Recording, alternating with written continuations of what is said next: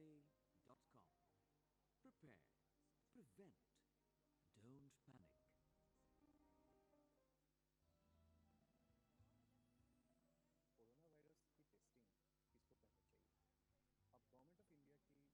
चाहिए? अब government of India की भारत सरकार की मेरे प्यारे देशवासियों, आमतौर पर मन की बात उसमें मैं कई विषयों को लेकर के आता हूँ, लेकिन आज देश और दुनिया के मन में सिर्फ और सिर्फ एक ही बात है। कोरोना वैश्विक महामारी से आया हुआ ये भयंकर संकट। ऐसे में मैं और कुछ बातें करूं वो उचित नहीं होगा, लेकिन सबसे पहले मैं सभी देशवासियों से क्षमा मांगता हूं और मेरी आत्मा कहती है कि आप मुझे जरूर क्षमा करेंगे, क्योंकि कुछ ऐसे निर्णय लेने पड़े हैं जिसकी वजह से आपको कई तरह की कठिनाइयां उठानी पड़ रही हैं। खास करके मेरे गरीब भाई बहनों को देखता हूं तो जरूर लगता है कि उनको लगता होगा कि ऐसा कैसा प्रधानमंत्री है, हमें इस मुसीबत में डाल दिया। उनसे भी मैं विशेष रूप से क्षमा मांगता हूँ। हो सकता है बहुत से लोग मुझसे नाराज भी होंगे कि ऐसे कैसे सबको घर में बंद कर रहे हो। मैं आपकी दिक्कतें समझता हूँ, आपकी परेशानी भी समझता हूँ, लेकिन भारत जैसे 130 करोड़ की आबादी वाले देश को कोरोना के खिलाफ लड़ाई के लिए ये कदम उठाए बिना कोई रास्ता नहीं था। कोरोना के खिलाफ लड़ाई जीवन और मृत्यु के बीच की लड़ाई है और इस लड़ाई में हमें जीतना है, और इसीलिए ये कठोर कदम उठाने बहुत आवश्यक थे। किसी का मन नहीं करता है ऐसे कदमों के लिए, लेकिन दुनिया के हालात देखने के बाद लगता है कि यही एक रास्ता बचा है। आपको, आपके परिवार को सुरक्षित रखना है। मैं फिर एक बार आपको जो भी असुविधा हुई है, कठिनाई हुई है, इसके लिए क्षमा मांगता हूँ। साथियों, हमारे यहाँ कहा गया है, एवं एव विकारः अपि तरुणः साध्यते सुखम, यानी बीमारी और उसके प्रकोप से शुरुआत में ही निपटना चाहिए। बाद में रोग असाध्य हो जाते हैं, तब इलाज भी मुश्किल हो जाता है। और आज पूरा हिंदुस्तान, हर हिंदुस्तानी यही कर रहा है। भाइयों, बहनों, माताओं, बुजुर्गों, कोरोना वायरस ने दुनिया को कैद कर दिया है। ये ज्ञान, विज्ञान, गरीब, संपन्न, कमजोर, ताकतवर, हर किसी को चुनौती दे रहा है। ये ना तो राष्ट्र की सीमाओं में बंधा है, न ही ये कोई क्षेत्र देखता है, और न ही कोई मौसम। ये वायरस इंसान को मारने पर, उसे समाप्त करने की जिद उठाकर बैठा है, और इसलिए सभी लोगों को, पूरी मानव जाति को इस वायरस के खत्म करने के लिए एकजुट होकर संकल्प लेना ही होगा। कुछ लोगों को लगता है कि वो लॉकडाउन का पालन कर रहे हैं, तो ऐसा करके वो मानो जैसे दूसरों की मदद कर रहे हैं। अरे भाई, ये भ्रम पालना सही नहीं है। ये लॉकडाउन आपके खुद के बचने के लिए है। आपको अपने को बचाना है, अपने परिवार को बचाना है। अभी आपको आने वाले कई दिनों तक इसी तरह धैर्य दिखाना ही है, लक्ष्मण रेखा का पालन करना ही है। साथियों, मैं ये भी जानता हूं कि कोई कानून नहीं तोड़ना चाहता, नियम नहीं तोड़ना चाहता, लेकिन कुछ लोग ऐसा कर रहे हैं क्योंकि अब भी वो स्थिति की गंभीरता को नहीं समझ रहे। ऐसे लोगों को यही कहूंगा कि लॉकडाउन का नियम तोड़ेंगे तो कोरोना वायरस से बचना मुश्किल हो जाएगा। दुनिया भर में बहुत से लोगों को कुछ इसी तरह की खुशफहमी थी। आज ये सब पछता रहे हैं। साथियों, हमारे यहाँ कहा गया है, आरोग्यम परम भाग्यम, स्वास्थ्यम सर्वार्थ साधनम, यानी आरोग्य ही सबसे बड़ा भाग्य है। दुनिया में सभी सुख का साधन स्वास्थ्य ही है। ऐसे में नियम तोड़ने वाले अपने जीवन के साथ बहुत बड़ा खिलवाड़ कर रहे हैं। साथियों, इस लड़ाई के अनेकों योद्धा ऐसे हैं जो घरों में नहीं, घरों के बाहर रहकर कोरोना वायरस का मुकाबला कर रहे हैं। जो हमारे फ्रंटलाइन सोल्जर्स हैं, खास करके हमारी नर्सिस बहनें हैं, नर्सिस का काम करने वाले भाई हैं, डॉक्टर हैं, पैरामेडिकल स्टाफ हैं, ऐसे साथी जो कोरोना को पराजित कर चुके हैं, आज हमें उनसे प्रेरणा लेनी है। बीते दिनों में मैंने ऐसे कुछ लोगों से फोन पर बात की है। उनका उत्साह भी बढ़ाया है और उनसे बातें करके मेरा भी उत्साह बढ़ा है। मैंने उनसे बहुत कुछ सीखा है। मेरा बहुत मन था, इसलिए इस बार मन की बात में ऐसे साथियों के अनुभव, उनसे हुई बातचीत, उसमें से कुछ बातें आपसे साझा करूं। सबसे पहले हमारे साथ जुड़ेंगे श्री राम गंपा तेजा जी। वैसे तो वो आईटी प्रोफेशनल हैं। आइए उनके अनुभव सुनते हैं। यस राम। नमस्ते जी। हाँ राम, नमस्ते। नमस्ते नमस्ते। मैंने सुना कि आप कोरोना वायरस के इस गंभीर संकट से बाहर निकले हैं। हाँ जी। तो जरूर मैं आपसे कुछ बात करना चाहता था। बताइए, आप इस सारे संकट से निकले हैं तो अपना अनुभव मैं सुनना चाहता था। मैं आईटी सेक्टर के एम्प्लॉई हूँ। काम के वजह से दुबई गया था मैं मीटिंग्स के लिए।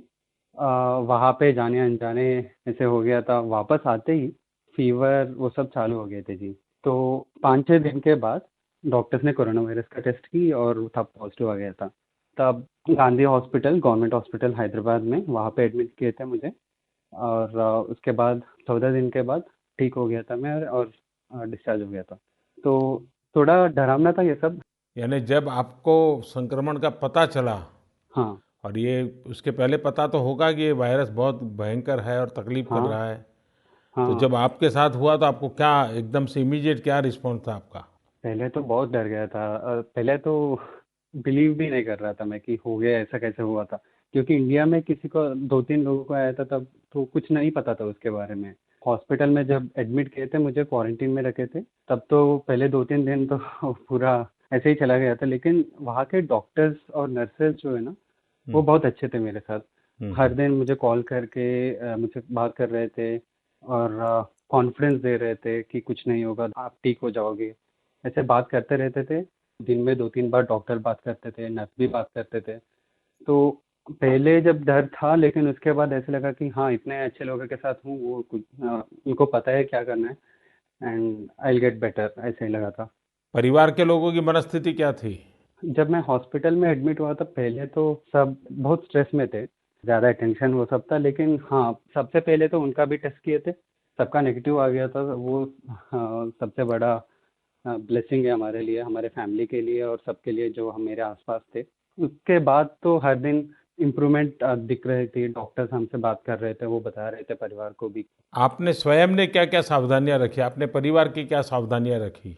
परिवार के लिए तो पहले उसके बारे में जब पता चला तब तो मैं क्वारंटीन भी था, लेकिन क्वारंटीन के बाद भी डॉक्टर्स ने बताया थे कि और 14 दिन घर पे ही रहना है और अपने रूम में रहना और सेल्फ और हाउस क्वारंटीन रखने के लिए बोले थे।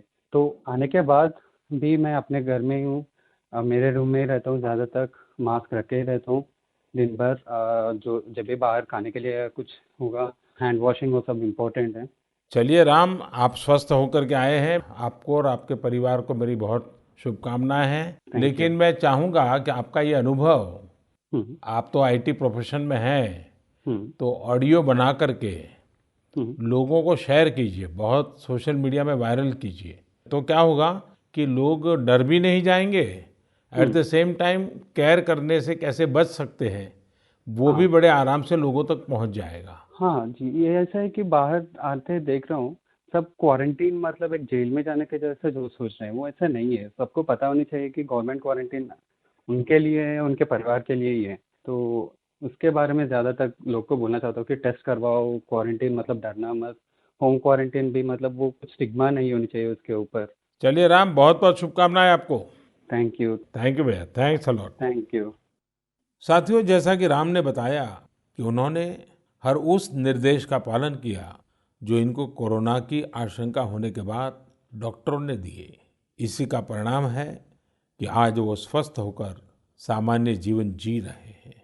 हमारे साथ ऐसे ही एक और साथी जुड़े हैं जिन्होंने कोरोना को पराजित किया है और उनका तो पूरा परिवार इस संकट में फंस गया था। नौजवान बेटा भी फंस गया था। आइए आगरा के श्रीमान अशोक कपूर के साथ हम बात करते हैं। अशोक जी नमस्ते। हाँ नमस्कार जी, मेरा सौभाग्य है जी आपसे बात हो रही है। चलिए, हमारा भी सौभाग्य है। मैंने फोन इसलिए किया क्योंकि आपका पूरा परिवार इस संकट में फंसा था। जी जी जी। तो मैं जरूर जानना चाहूंगा कि जी आपको ये समस्या, ये संक्रमण का पता कैसे चला, क्या हुआ, अस्पताल में क्या हुआ, जी ताकि मैं आपकी बात सुन करके अगर कोई चीजें देश को बताने जैसी होगी तो मैं उसका जी जी उपयोग करूंगा। बिल्कुल सर। ऐसा सर कि मेरे दो बेटे हैं, ये इटली गए थे, वहाँ पर फेयर था शूज का। हम यहाँ जूते का काम करते हैं जी, फैक्ट्री है मैन्युफैक्चरिंग का। हम्म। तो वहाँ गए थे इटली फेयर पे।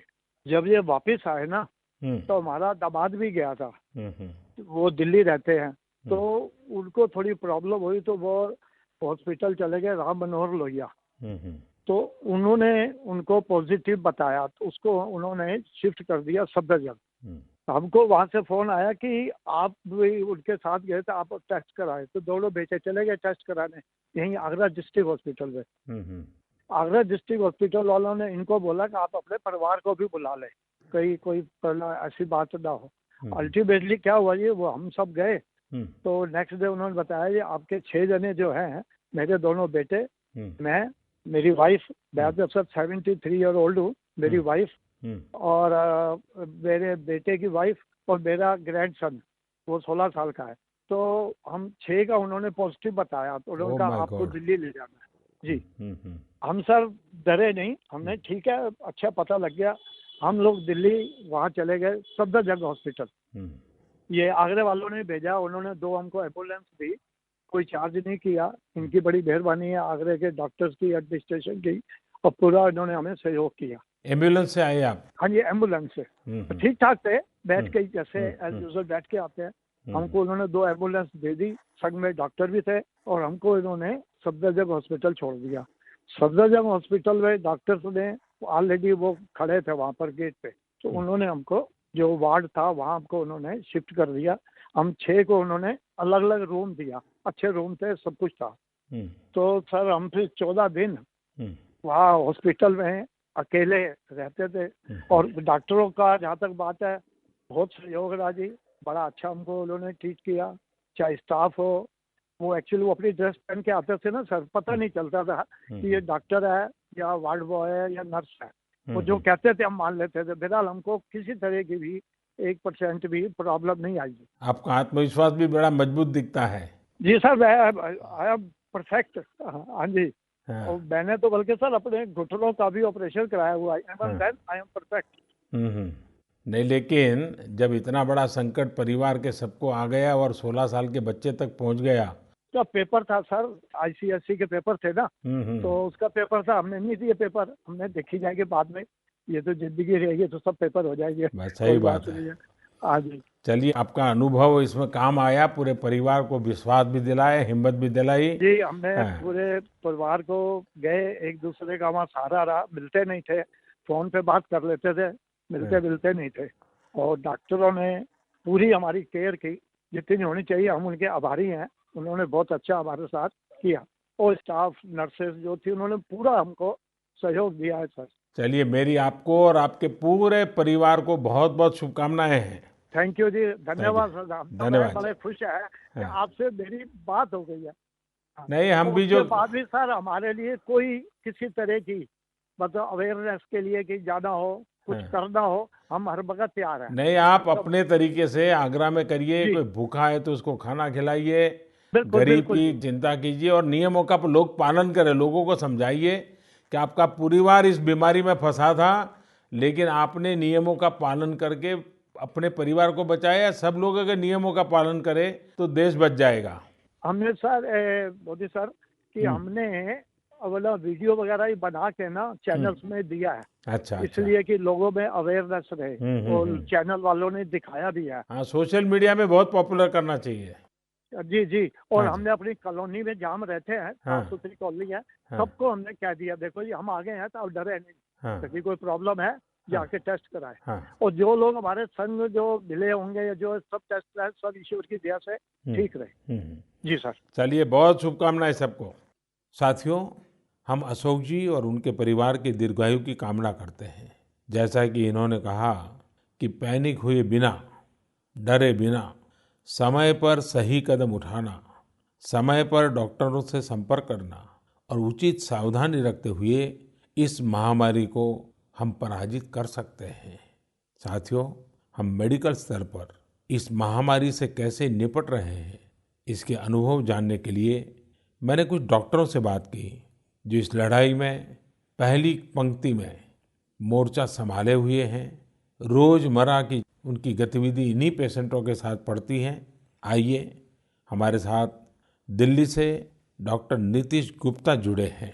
नमस्ते डॉक्टर। नमस्ते सर। नमस्ते नीतीश जी। आप तो बिल्कुल मोर्चे पर डटे हुए हो, तो मैं जानना चाहता हूं कि अस्पतालों में बाकी आपके साथियों का मूड कैसा है, क्या है जरा। सबका मूड अपबीट है, आपका आशीर्वाद सबके साथ है। आपने दिया हुआ सारा हॉस्पिटल को जो भी आप सपोर्ट कर रहे हैं, जो भी चीज़ हम मांग रहे हैं, आप सब प्रोवाइड कर रहे हैं। तो हम लोग बिल्कुल जैसे आर्मी बॉर्डर पे लड़ी रहती है, हम लोग बिल्कुल वैसे ही लगे हुए हैं। और हमारा सिर्फ एक ही कर्तव्य है कि पेशेंट ठीक होके घर जाए। आपकी बात सही है, ये युद्ध जैसा स्थिति है और आप ही सब मोर्चा संभाले बैठे हो। हाँ जी सर। आपको तो इलाज के साथ साथ मरीज की काउंसलिंग भी करनी पड़ती होगी। हाँ जी सर, वो सबसे ज़्यादा ज़रूरी चीज़ है, क्योंकि मरीज एकदम सुन के एकदम से डर जाता है कि ये क्या हो रहा है उसके साथ। तो उनको समझाना होता है कुछ नहीं है, अगले 14 दिन में आप ठीक होंगे, आप घर जाएंगे बिल्कुल। तो हम अभी तक ऐसे 16 मरीजों को घर भेज चुके हैं। जब बात करते हैं तो ओवरऑल क्या आता है आपके सामने? जब डरे हुए लोग हैं तो उनकी चिंता क्या सताती है? तो उनको यही लगता है कि आगे क्या होगा, अब क्या होगा। ये तो बिल्कुल एकदम जैसा वो बाहर की दुनिया में देखते हैं कि बाहर लोग इतने एक्सपायर हो रहे हैं, तो हमारे साथ भी ऐसा ही होगा। पर हम उनको समझाते हैं कि आपकी कौन सी दिक्कत किस दिन ठीक होगी। आपका केस बहुत माइल्ड वाला है, नॉर्मल सर्दी जुकाम वाला जो केस होता है वैसा ही है। तो जैसे वो ठीक हो जाता है 5-7 दिन में, आप भी ठीक हो जाएंगे। फिर हम आपके टेस्ट करेंगे, जब वो नेगेटिव आएंगे तब आपको घर भेज सकते हैं। और हम इसीलिए उनकी बार बार हर 2-3-4 घंटे में उनके पास जाते हैं, मिलते हैं, उनसे पूछते हैं। उनको सहूलियत होती है पूरे दिन में तो ही उनको अच्छा लगता है। उनका आत्मविश्वास बन जाता है। शुरू में तो डर जाते हैं। शुरू में डर जाते हैं, बट जब हम समझाते हैं तो दूसरे तीसरे दिन तक जब वो खुद ठीक होने लगते हैं तो उन्हें भी लगता है हम ठीक हो सकते हैं। लेकिन सभी डॉक्टरों को लगता है कि जीवन का सबसे बड़ा सेवा का काम उनके जिम्मे आया है, ये भाव बनता है सबको। हाँ जी सर, बिल्कुल बनता है। हम अपनी टीम को बिल्कुल प्रोत्साहित करके रखते हैं कि डरने वाली कोई बात नहीं है, कोई ऐसी चीज़ नहीं है। अगर हम पूरी प्रिकॉशन लेंगे, मरीज को अच्छे से प्रिकॉशन समझाएंगे कि आपको ऐसे करना है, तो सब चीज़ें ठीक रहेंगी। चलिए डॉक्टर, आपके यहाँ तो बहुत बड़ी मात्रा में पेशेंट भी आते हैं और आप बिल्कुल जी जान से लगे हैं। आपसे बात करके अच्छा लगा। मैं आपके साथ हूँ, लड़ाई लड़ते रहे। आपका आशीर्वाद रहे, यही हम चाहते हैं। बहुत शुभकामनाएं भैया। सब thank you. Thank you. Nitesh ji, आपको बहुत बहुत साधुवाद। आप जैसे लोगों के प्रयासों से भारत कोरोना के खिलाफ लड़ाई में अवश्य विजयी होगा। मेरा आपसे आग्रह है कि आप अपना ध्यान रखें, अपने साथियों का ध्यान रखें, अपने परिवार का ध्यान रखें। दुनिया का अनुभव बताता है कि इस बीमारी से संक्रमित होने वाले व्यक्तियों की संख्या अचानक बढ़ती है। अचानक होने वाली इस वृद्धि की वजह से विदेशों में हमने अच्छी से अच्छी स्वास्थ्य सेवा को जवाब देते हुए देखा है। भारत में ये स्थिति न आए, इसके लिए ही हमें निरंतर प्रयास करना है। एक और डॉक्टर हमारे साथ पुणे से जुड़ रहे हैं, श्रीमान डॉक्टर बोरसे। नमस्ते डॉक्टर। नमस्ते नमस्ते नमस्ते। नमस्ते डॉक्टर। आप तो बिल्कुल एक जन सेवा प्रभु सेवा के मिजाज से काम में लगे हैं। तो मैं आज आपसे कुछ बातें करना चाहता हूं जो देशवासियों के लिए आपके संदेश चाहिए। एक तो अनेक लोगों के मन में प्रश्न है कि कब डॉक्टर से संपर्क करना है और कब उनको कोरोना का टेस्ट कराना है। एक डॉक्टर के नाते, और आप तो पूरी तरह अपने आप को इस कोरोना के मरीजों के लिए समर्पित कर दिया है। तो आपकी बात में बहुत ताकत है, तो मैं सुनना चाहता हूँ। सर जी, मैं यहाँ पे बीजे मेडिकल कॉलेज पूना है, वहाँ पे प्रोफेसर हूँ। और हमारे पूना म्यूनिसिपल कॉर्पोरेशन हॉस्पिटल है, नायडू हॉस्पिटल करके, वहाँ पे जनवरी 2020 से वो स्क्रीनिंग सेंटर चालू हो गया है। वहाँ पे आज तक 16 कोविड-19 पॉजिटिव केसेस निकले हैं सर। और वो 16 कोविड-19 पेशेंट जो निकले हैं, उसमें से हमने ट्रीटमेंट देके, उनको क्वारंटाइन करके, आइसोलेशन करके, ट्रीटमेंट देके 7 लोगों को डिस्चार्ज कर दिया है सर। वो जो अभी बाकी 9 केसेस है, they are also very stable and they are also doing well. Though भी वो वायरस बॉडी में होते हुए भी they are getting well, they are recovering out of the corona virus. और अभी यहाँ पे जो सैंपल साइज तो वैसे छोटा है सर, 16 केसेस ही है, लेकिन ऐसा मालूम हो रहा है कि यंग पॉपुलेशन भी अफेक्ट हो रही है। और यंग पॉपुलेशन अफेक्ट होते हुए भी जो डिसीज है वो ज्यादा सीरियस डिसीज नहीं है सर, वो माइल्ड डिसीज है। और वो पेशेंट लोग काफी अच्छे हो रहे सर। और अभी ये जो 9 लोग बाकी है वहाँ पे they are also going to be well, they are not going to deteriorate, we are keeping watch on them on daily basis, लेकिन they are also going to be well in coming 4-5 days. जो लोग हमारे यहाँ suspect करके आते हैं, international travellers है और जो कांटेक्ट में आए हैं, ऐसे लोगों का सर हम स्वैब ले रहे हैं, नेजोफेरेंजियल स्वैब ले रहे हैं, नेजल स्वैब ले रहे हैं। और नेजल स्वैब का रिपोर्ट आने के बाद अगर पॉजिटिव निकला है तो हम पॉजिटिव वार्ड में एडमिट कर रहे हैं, और नेगेटिव अगर निकला तो उनको होम क्वारंटाइन का संदेश देके, कैसा लेना है होम क्वारंटाइन, क्या करना है होम को जाके, ये एडवाइस करके हम उनको घर पे भेज रहे हैं। उसमें क्या समझाते हैं आप? घर में रहने के लिए क्या क्या समझाते हैं आप, जरा बताइए सर। एक तो अगर होम में भी रहे तो होम में भी क्वारंटाइन आपको करना है, 6 फीट डिस्टेंस कम से कम तो आपको रखना है, ये पहली बात। दूसरी बात, उनको मास्क यूज करना है और बार बार हाथ साफ करना है। अगर आपके पास सैनिटाइजेशन नहीं है फिर भी अपना सादा सिंपल साबुन से और पानी से हाथ साफ करना है, वो भी बार बार साफ करना है। और जब आपको खांसी आएगी, स्नीजिंग होगा, तो आप सादा रुमाल लगा के उसके ऊपर खांसी करना है, सो दैट वो जो ड्रॉपलेट्स है वो ड्रॉपलेट ज्यादा दूर तक नहीं जाए और जमीन पे ना गिरे। और जमीन पे ना गिरने की वजह से वो अगर हाथ लग जाता है तो किसी को फैलना पॉसिबल नहीं होगा, ये समझा रहे हैं सर। दूसरी बात समझा रहे हैं कि they are suppose to be there as a home quarantine, they are not suppose to go out of the home. अभी तो लॉकडाउन हो गया है, in fact during this particular situation they are supposed to be locked down, but they are supposed to be home quarantine also properly for a minimum period of 14 days के लिए हम quarantine उनको सूचित कर रहे हैं, संदेश दे रहे हैं हम। चलिए डॉक्टर, आप लोग बहुत अच्छी सेवा कर रहे हो और समर्पण भाव से कर रहे हो, और आपकी पूरी टीम लगी है। मुझे विश्वास है कि हमारे जितने भी पेशेंट्स आए हैं सब सुरक्षित होकर के अपने घर जाएंगे, और देश में भी हम इस लड़ाई में जीतेंगे आप सबके लोगों की मदद से। सर हमें विश्वास है हम जीतेंगे, ये लड़ाई जीत जाएंगे। बहुत बहुत शुभकामनाएं डॉक्टर आपको। धन्यवाद डॉक्टर। Thank you sir. साथियों, हमारे ये तमाम साथी आपको, पूरे देश को इस संकट से बाहर निकालने में जुटे हैं। ये जो बातें हमें बताते हैं उन्हें हमें सुनना ही नहीं है बल्कि अपने जीवन में उतारना भी है। आज जब मैं डॉक्टरों का त्याग, तपस्या, समर्पण देख रहा हूँ तो मुझे आचार्य चरक की कही हुई बात याद आती है। आचार्य चरक ने डॉक्टरों के लिए बहुत सटीक बात कही है, और वो आज हमारे डॉक्टरों के जीवन में हम देख रहे हैं। आचार्य चरक ने कहा है, न आत्मार्थम नपि कर्मार्थम अतभूत दयाम प्रति वर्तते यत् चिकित्सायाम स सर्वम इति वर्तते। यानी धन और किसी खास कामना को लेकर नहीं, बल्कि मरीज की सेवा के लिए दया भाव रखकर कार्य करता है, वो सर्वश्रेष्ठ चिकित्सक होता है। साथियों, मानवता से भरी हुई हर नर्स को आज मैं नमन करता हूँ। आप सभी जिस सेवा भाव के साथ कार्य करते हैं वो अतुलनीय है। ये भी संयोग है कि इस वर्ष यानी 2020 को पूरा विश्व international year of the nurse and midwife के तौर पर मना रहा है।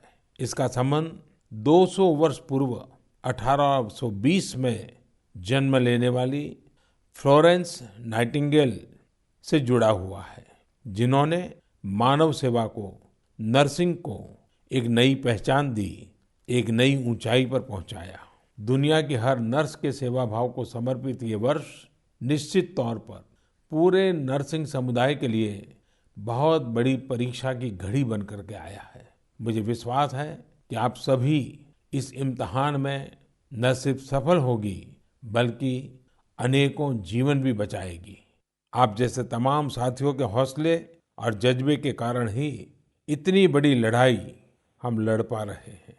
आप जैसे साथी, चाहे वो डॉक्टर हो, नर्स हो, पैरामेडिकल, आशा, एनएम कार्यकर्ता, सफाई कर्मचारी हो, आपके स्वास्थ्य की भी देश को बहुत चिंता है। इसी को देखते हुए ऐसे करीब 20 लाख साथियों के लिए 50 लाख रुपए तक के स्वास्थ्य बीमा की घोषणा सरकार ने की है, ताकि आप इस लड़ाई में और अधिक आत्मविश्वास के साथ देश का नेतृत्व कर सकें।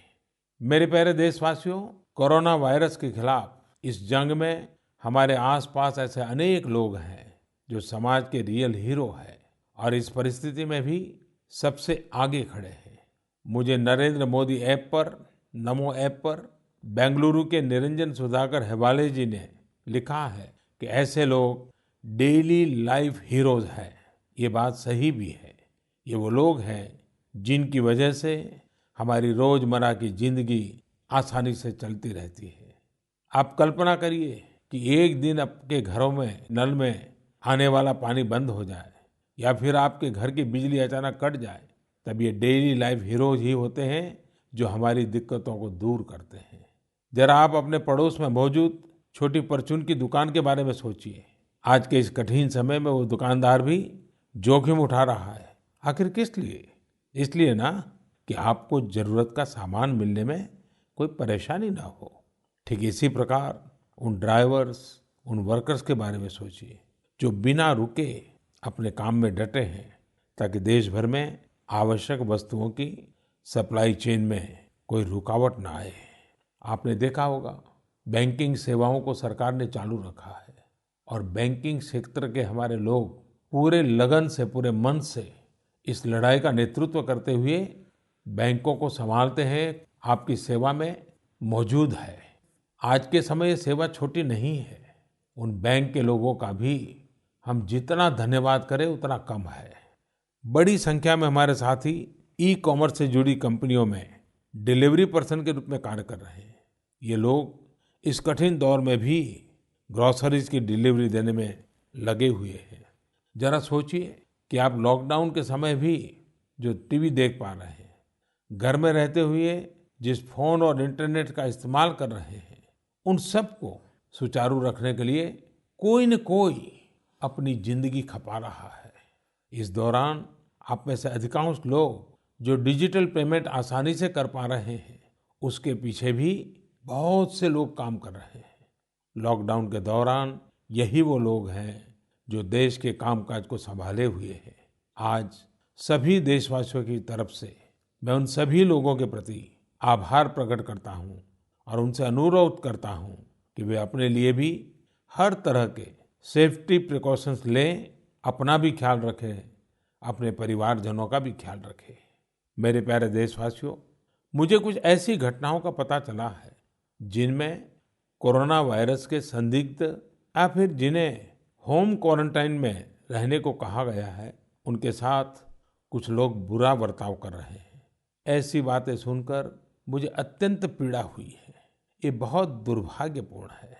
हमें ये समझना होगा कि मौजूदा हालात में अभी एक दूसरे से सिर्फ सोशल डिस्टेंस बनाकर रखना है, न कि इमोशनल या ह्यूमन डिस्टेंस। ऐसे लोग कोई अपराधी नहीं है, बल्कि वायरस के संभवित पीड़ित भर है। इन लोगों ने दूसरों को संक्रमण से बचाने के लिए खुद को अलग किया है और क्वारंटाइन में रहे हैं। कई जगह पर लोगों ने अपनी जिम्मेदारियों को गंभीरता से लिया है। यहाँ तक कि वायरस के कोई लक्षण नहीं दिखने पर भी उन्होंने खुद को क्वारंटाइन किया। ऐसा उन्होंने इसलिए किया क्योंकि वे विदेश से लौट करके आए हैं और दोहरी सावधानी बरत रहे हैं। वे ये सुनिश्चित करना चाहते हैं कि किसी भी सूरत में कोई दूसरा व्यक्ति इस वायरस से संक्रमित न हो पाए। इसलिए जब लोग खुद इतनी जिम्मेदारी दिखा रहे हैं तो उनके साथ खराब व्यवहार करना कहीं से भी जायज नहीं है, बल्कि उनके साथ सहानुभूतिपूर्वक सहयोग करने की आवश्यकता है। कोरोना वायरस से लड़ने का सबसे कारगर तरीका सोशल डिस्टेंसिंग है, लेकिन हमें ये समझना होगा कि सोशल डिस्टेंसिंग का मतलब सोशल इंटरेक्शन को खत्म करना नहीं है। वास्तव में यह समय अपने सभी पुराने सामाजिक रिश्तों में नई जान फूंकने का है, उन रिश्तों को तरोताजा करने का है। एक प्रकार से ये समय हमें यह भी बताता है कि सोशल डिस्टेंसिंग बढ़ाओ और इमोशनल डिस्टेंस घटाओ। मैं फिर कहता हूँ, सोशल डिस्टेंसिंग बढ़ाओ और इमोशनल डिस्टेंस घटाओ। कोटा से यशवर्धन ने नरेंद्र मोदी ऐप पर लिखा है कि वे लॉकडाउन में फैमिली बॉन्डिंग को मजबूत कर रहे हैं, बच्चों के साथ बोर्ड गेम्स और क्रिकेट खेल रहे हैं, किचन में नई नई डिशेज बना रहे हैं। जबलपुर की निरुपमा हरसई जी नरेंद्र मोदी ऐप पर लिखती हैं कि उन्हें पहली बार रजाई बनाने के अपने शौक को पूरा करने का मौका मिला है। यही नहीं, वो इसके साथ ही बागवानी का शौक भी पूरा कर रही है। वहीं रायपुर के परीक्षित, गुरुग्राम के आर्यमन और झारखंड के सूरज जी का पोस्ट पढ़ने को मिला, जिसमें उन्होंने अपने स्कूल के दोस्तों के रीयूनियन करने की चर्चा की है। उनका ये आइडिया काफी रोचक है। हो सकता है कि आपको भी दशकों से अपने स्कूल कॉलेज के दोस्तों से बातचीत करने का मौका न मिला हो। आप भी इस आइडिया को आजमा कर देखिए। भुवनेश्वर के प्रत्युष और कोलकाता की वसुधा ने बताया कि वे आजकल उन किताबों को पढ़ रहे हैं जिन्हें अब तक पढ़ नहीं पाए थे। सोशल मीडिया में ही मैंने देखा कि कुछ लोगों ने वर्षों से घर में पड़े तबला, वीणा जैसे म्यूजिकल इंस्ट्रूमेंट को निकालकर रियाज करना शुरू कर दिया है। आप भी ऐसा कर सकते हैं। इससे आपको संगीत का आनंद तो मिलेगा ही, पुरानी यादें भी ताजा हो उठेगी। यानी मुश्किल की इस घड़ी में आपको मुश्किल से एक ऐसा पल मिला है जिसमें आपको न केवल अपने आप से जुड़ने का मौका मिलेगा, बल्कि आप अपने पैशन से भी जुड़ पाएंगे। आपको अपने पुराने दोस्तों और परिवार के साथ भी जुड़ने का पूरा अवसर मिलेगा। नमो ऐप पर मुझे रुड़की से शशि जी ने पूछा है कि लॉकडाउन के इस समय में मैं अपनी फिटनेस के लिए क्या करता हूँ, इन परिस्थितियों में नवरात्रि का उपवास कैसे रखता हूँ। मैं आपको बता दूं, मैंने आपको बाहर निकलने के लिए मना किया है, लेकिन आपको अपने भीतर झांकने के लिए अवसर भी दिया है। ये मौका है, बाहर मत निकलो, लेकिन अपने अंदर प्रवेश करो, अपने आप को जानने का प्रयास करो। जहाँ तक नवरात्रि के उपवास की बात है, ये मेरी और शक्ति के भक्ति के बीच का विषय है। जहाँ तक फिटनेस की बात है, मुझे लगता है कि बात लंबी हो जाएगी, तो मैं ऐसा करता हूँ कि मैं सोशल मीडिया में मैं क्या करता हूँ उसके विषय में कुछ वीडियोज अपलोड करूँगा। नरेंद्र मोदी ऐप पर आप जरूर उस वीडियो को देखेंगे कि जो मैं करता हूँ, संभवतः उसमें से कुछ बातें आपके काम आ जाए। लेकिन एक बात समझ लीजिए कि मैं फिटनेस एक्सपर्ट नहीं हूँ और न ही मैं योगा टीचर हूँ, मैं सिर्फ प्रैक्टिशनर हूँ। हाँ, ये जरूर मानता हूँ कि योग के कुछ आसनों से मुझे बहुत लाभ हुआ है। लॉकडाउन के दौरान आपको भी हो सकता है ये बातें कुछ काम आ जाए। साथियों, कोरोना के खिलाफ ये युद्ध अभूतपूर्व भी है और चुनौतीपूर्ण भी। इसलिए इस दौरान लिए जा रहे फैसले भी ऐसे हैं जो दुनिया के इतिहास में कभी देखने और सुनने को नहीं मिले। कोरोना को रोकने के लिए जो तमाम कदम भारतवासियों ने उठाए हैं, जो प्रयास अभी हम कर रहे हैं, वही भारत को कोरोना महामारी पर जीत दिलाएंगे। एक एक भारतीय का संयम और संकल्प ही हमें मुश्किल स्थिति से बाहर निकालेगा। साथ साथ गरीबों के प्रति हमारी संवेदनाएं और अधिक तीव्र होनी चाहिए। हमारी मानवता का वास इस बात में है कि कहीं भर भी कोई गरीब, दुखी, भूखा नजर आता है तो इस संकट की घड़ी में हम पहले उसका पेट भरेंगे, उसका जरूरत की चिंता करेंगे और ये हिंदुस्तान कर सकता है। ये हमारे संस्कार है, ये हमारी संस्कृति है।